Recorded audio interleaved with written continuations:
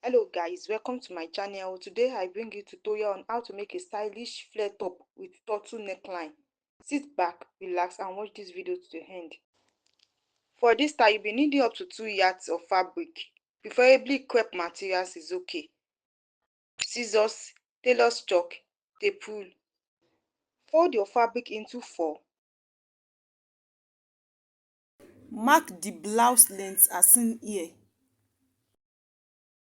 Mark the shoulder and sleeve length as seen here.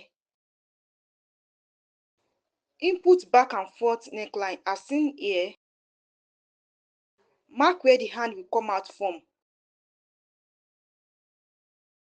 Cut it out.